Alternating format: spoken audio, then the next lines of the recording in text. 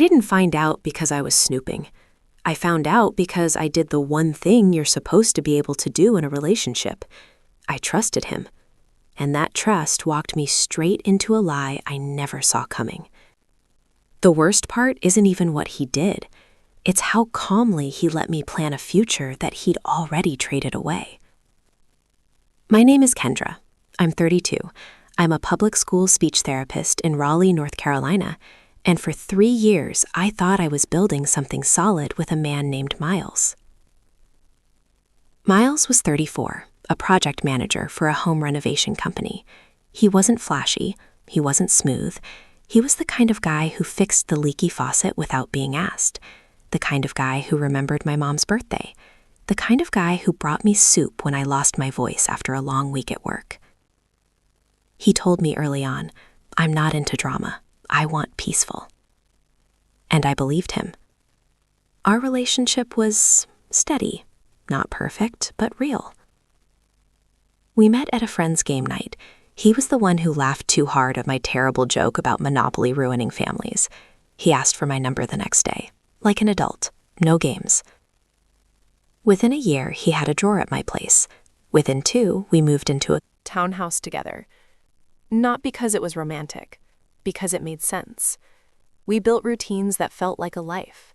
Saturday morning coffee, Sunday grocery runs, our little Wednesday reset where we'd clean the house and watch something dumb after. And by year 3, we were talking about marriage in that casual but not casual way. You know the kind. What kind of ring do you even like? I don't want a big wedding. I think we'd be good parents. Miles wasn't the loud type. He didn't make big speeches, but he showed up. Or at least, I thought he did. If I'm honest, there were tiny things that didn't fit. Not giant alarms, just little shifts that made me squint. He started running more, which, great, healthy. But the runs got longer, and the timing got weird.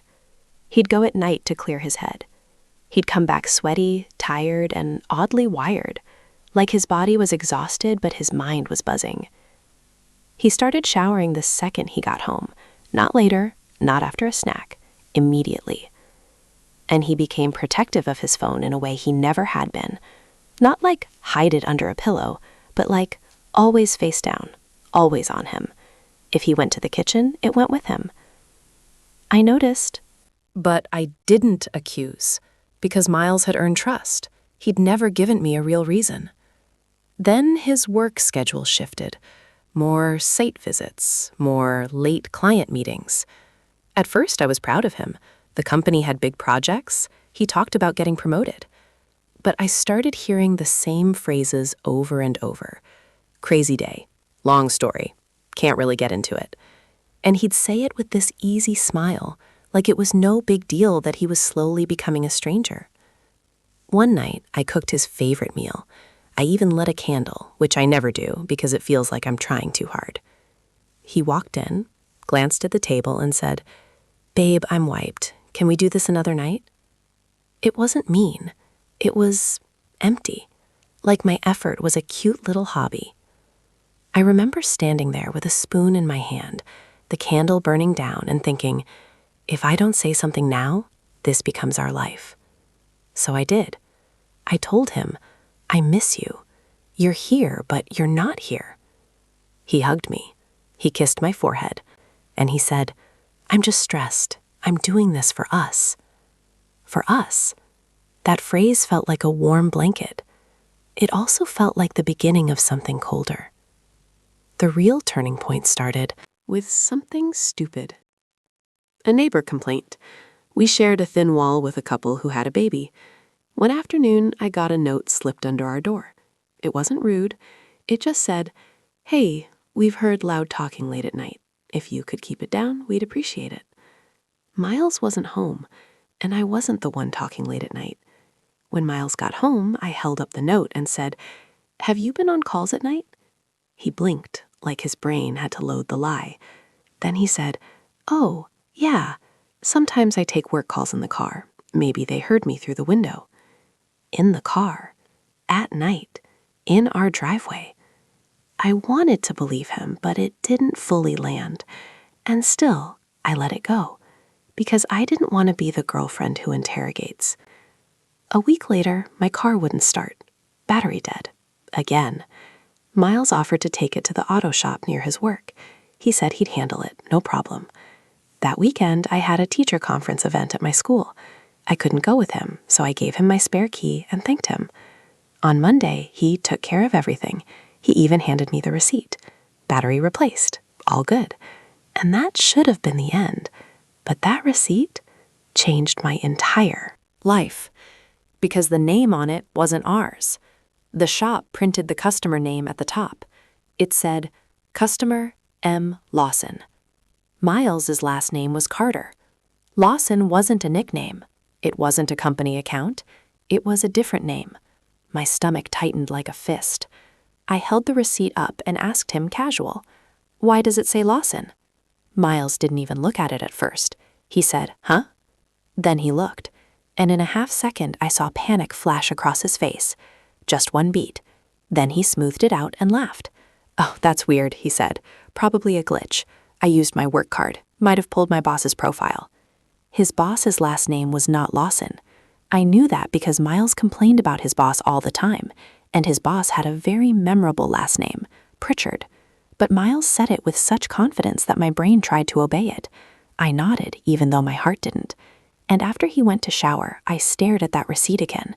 M. Lawson. I didn't know why it mattered, but I knew it mattered. So I did something I never thought I would do. I drove back to the shop. It was a small place, family-owned, with a bell on the counter. I walked in and tried to sound normal. "Hi," I said. "I was here earlier in the week for a battery replacement. I think there might be a name error on the receipt." The guy behind the counter was maybe in his late 40s, with grease under his nails and kind eyes.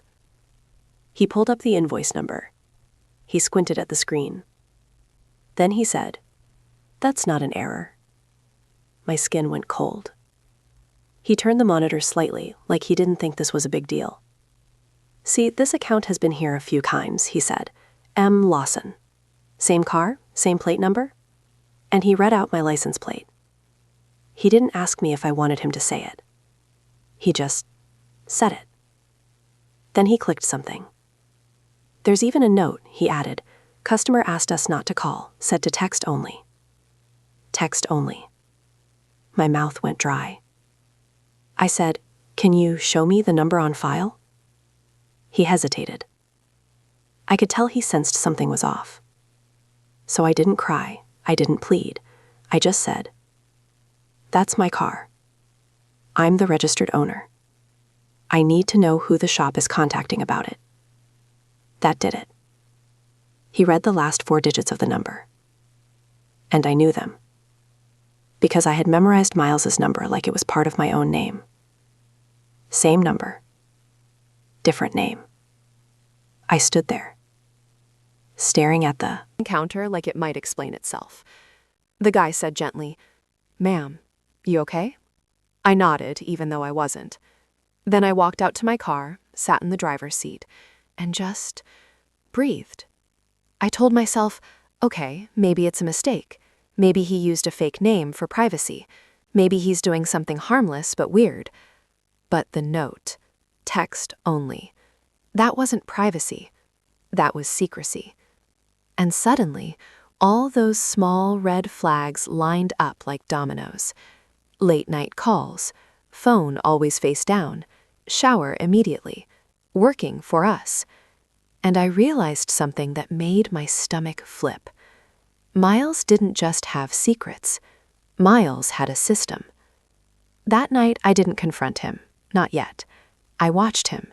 He came home, kissed me on the cheek, asked about my day. Then he went to the bathroom with his phone. I listened. A faint tapping sound. Texting. He came back out and smiled like nothing happened. We ate dinner. He talked about a job site issue and how the client was a nightmare. He acted normal. And I realized, if I accused him without proof, he'd talk his way out of it. He was good at sounding calm. So I needed something he couldn't explain. I waited until he fell asleep. Then I did the simplest thing in the world. I checked the glove compartment in my car. Not because I expected to find anything, because I didn't know what else to do. Inside was the usual stuff: napkins, a hair tie, insurance papers. Then, tucked into the manual packet, there was a folded piece of paper. A parking pass. A laminated parking pass for a downtown Raleigh apartment building. It was labeled Visitor Unit 1708. And on the back, handwritten in black marker, Miles. My hands started shaking. We didn't know anyone downtown. We didn't go downtown often. Miles always complained about parking. I stared at that pass like it was a foreign object. Then I checked the date printed on it. It wasn't a one-time pass. It was a monthly visitor pass, issued 2 months ago. 2 months. I sat there in the dark garage, my breath fogging the window, and I knew. I didn't know the full story, but I knew I had been living with a stranger for at least 60 days. The next morning, I made coffee like normal. I kissed him goodbye like normal. And when he left, I didn't go to work. I took a personal day. My hands were steady now, which scared me more than shaking. I typed the apartment building name into my phone by reading it off the pass. Then I drove downtown. I parked across the street because I felt ridiculous, like a character in a bad movie. But I had to know. I sat there for 20 minutes, watching people walk in and out. I told myself, if you're wrong, you will feel horrible. Then I saw him. Miles. He wasn't in work clothes. He was wearing the nice jacket I bought him for his birthday. He walked up to the entrance like he belonged there. And then the door opened. A woman stepped out. She was maybe late 20s, curly dark hair, business casual outfit, holding a to-go coffee. She smiled like she'd been waiting. Miles leaned in and kissed her. Not a quick hello. A familiar kiss. A comfortable kiss. The kind of kiss you do when you're not worried about who's watching. I gripped the steering wheel so hard my fingers hurt. He said something that made her laugh. Then they walked inside together, and the door closed behind them. Just like that. No dramatic soundtrack, no lightning strike. Just the quiet, crushing reality of watching your life split in half. I don't remember driving home. I remember my hands on autopilot. I remember pulling into our driveway. I remember walking inside and seeing our living room, the throw blanket we picked out together, the photos on the shelf, the little bowl where we dropped our keys. Everything looked the same, but it wasn't. I sat on the couch and stared at the wall for a long time, and then the anger came. Not loud, not explosive, just sharp. I thought about all the nights he came home late and blamed work. I thought about him telling me, I'm doing this for us. I thought about the way he had held my face in his hands and said he loved me. And I thought, how do you do that to someone and sleep at night? Then my phone buzzed. A text from Miles. Running behind, might be late. Love you. Love you. Like a reflex, like a weapon. I stared at that message until my eyes burned. Then I did something I didn't expect. I texted back, okay, be safe. Because I wanted to see how far he would take the lie. That evening, he came home at 9:17. He walked in with the same tired smile. Crazy day, he said, dropping his keys. He kissed me, and I let him.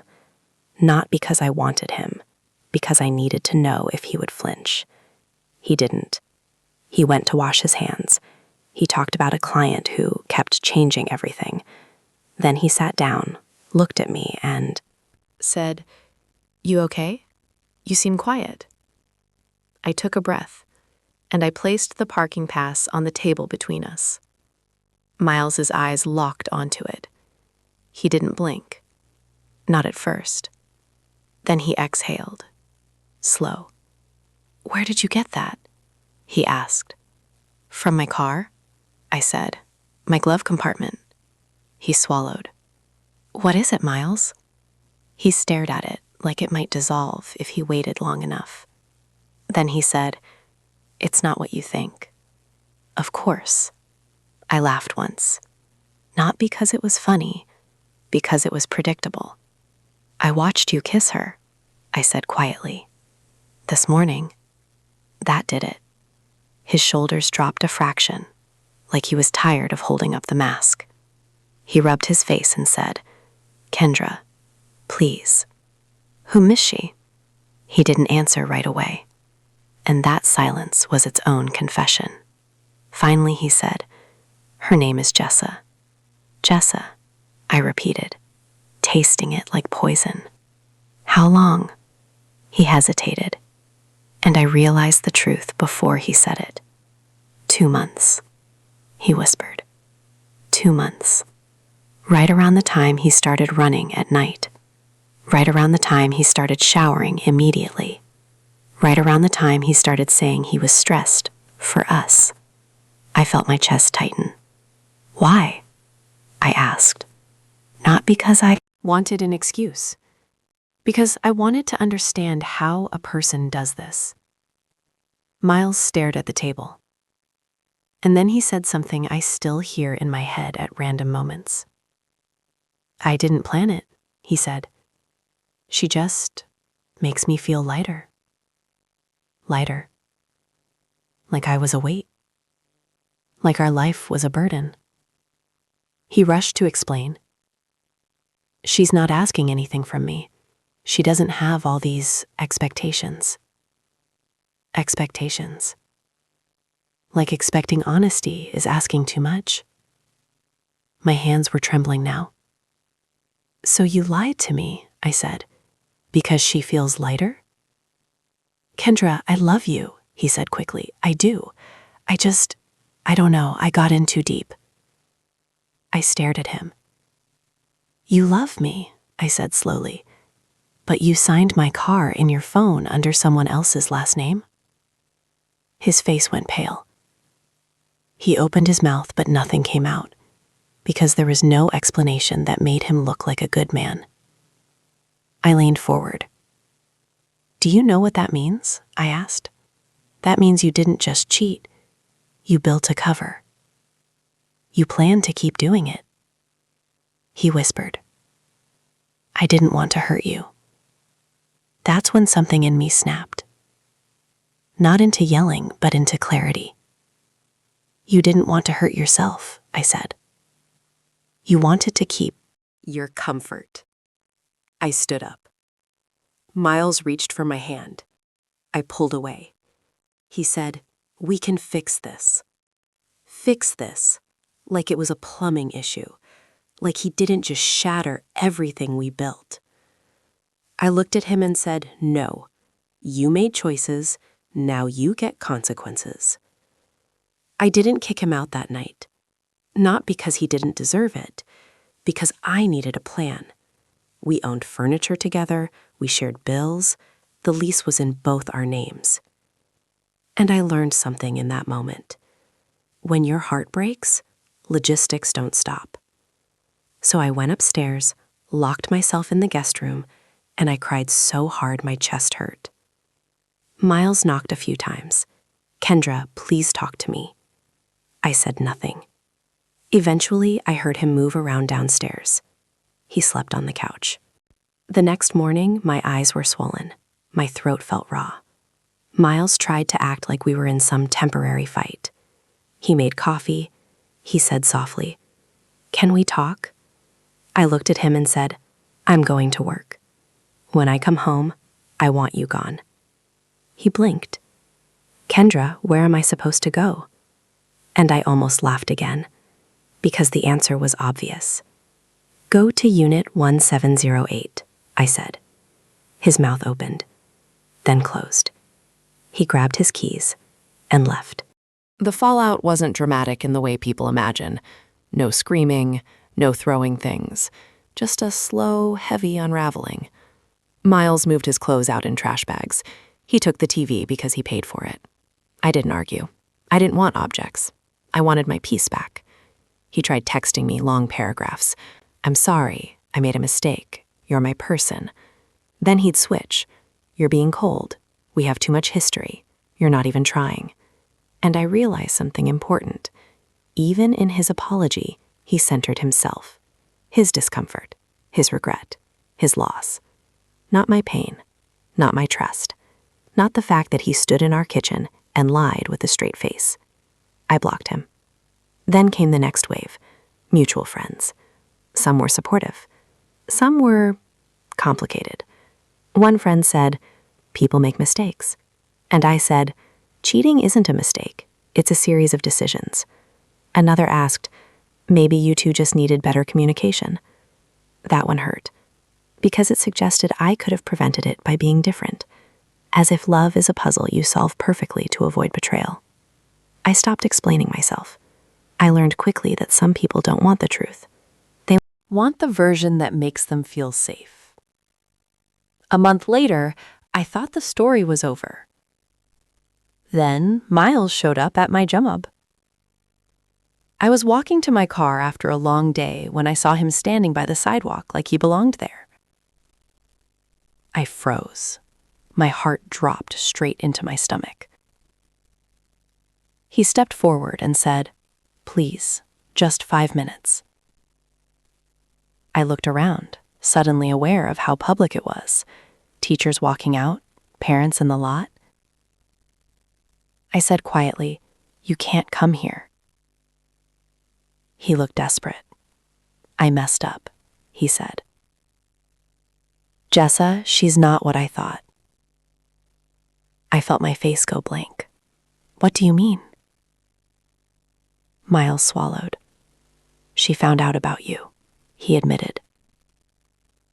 I didn't tell her everything, and when she realized, she ended it. Of course she did. Because when a person will lie with you, they will lie to you. And then he said the line that made my hands go cold. She said she doesn't want a man who can betray someone who trusted him. I stared at him. I almost wanted to laugh at the irony. Miles had lost me, and now he was being rejected for the very thing he did to me. He stepped closer. "I want to come home," he said. Home. He still called it home. And in that moment, I saw the real reason he was there. It wasn't love. It was the sudden discomfort of consequences. I took a breath and said, "Miles, you don't miss me. You miss being forgiven." His eyes filled. "Kendra," I raised my hand. "No," I said, "listen to me. You don't get to break me and then ask me to comfort you about it." He started to cry, and I felt something I didn't expect. Not satisfaction, not revenge, just distance, like I was watching someone from a different life. I said, "I hope you learn from this." Then I got into my car and drove away. Healing wasn't a montage. It was slow, annoyingly slow. Some mornings I woke up and forgot for 1 second. Then it hit me again like a wave. I cried in the grocery store when I saw his favorite cereal. I avoided our old restaurants because I couldn't stand the memories sitting in the booths. I slept on the couch sometimes because the bed felt too big. But something else happened too. Little moments of relief. Silence that felt peaceful instead of lonely. Not checking my phone constantly to see if he'd text. Not making excuses for someone who was shrinking my world. I started doing things that were mine. I joined a weekend hiking group, even though I was nervous. I took myself out for breakfast and sat by a window with a book, like a person who deserved calm. I went to therapy. And one day my therapist asked me, "What do you think you lost?" I said, without thinking, "My future." Then I paused, because that wasn't fully true. I hadn't lost my future. I'd lost a fantasy, a version of Miles that didn't exist. And that realization hurt, but it also set me free. 6 months after the breakup, I got a letter in the mail. handwritten. For Miles. I almost threw it away. But I opened it because curiosity is human. It wasn't a love letter. It wasn't a plea. It was an apology. A real one. He wrote about how he lied to himself, how he chased lightness because he didn't want to grow up inside the life we were building, how he wanted the comfort of commitment with the thrill of escape. He admitted he used a fake name because it made him feel untouchable, like consequences couldn't find him. He wrote, "You didn't deserve any of it. I hope you stop asking what you did wrong, because you didn't do anything wrong." I stared at that line for a long time, and I realized something else. An apology doesn't fix what happened, but it can close a door that's been banging in your mind. I didn't respond. I didn't need to. I folded the letter back up, put it in a drawer, and went for a walk. Here's what I've learned. Betrayal doesn't always come with a villain speech. Sometimes it comes with a smile and a "love you" text while the lie is still fresh. And if you've been through something like this, I want you to hear me clearly. You don't have to make the ending make sense. You don't have to understand why someone chose selfishness over honesty. You just have to choose what you do next. Because the person who betrayed you already took enough. They don't get to take your peace too. And the lesson I carry now isn't about distrust. It's about discernment. If someone's love requires you to shrink your questions, if their honesty depends on your silence, that isn't peace. That's you slowly disappearing. I didn't disappear. I left. And for the first time in a long time, I feel lighter.